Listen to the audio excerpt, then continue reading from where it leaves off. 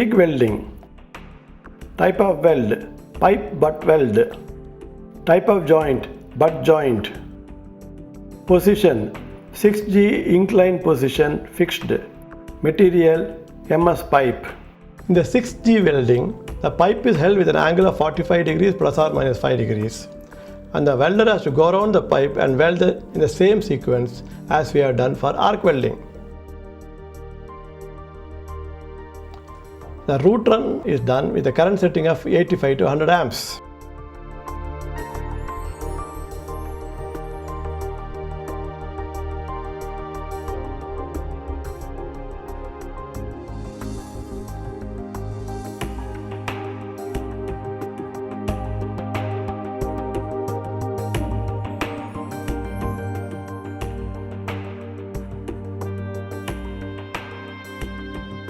After the root run is complete, the weld surface is cleaned properly.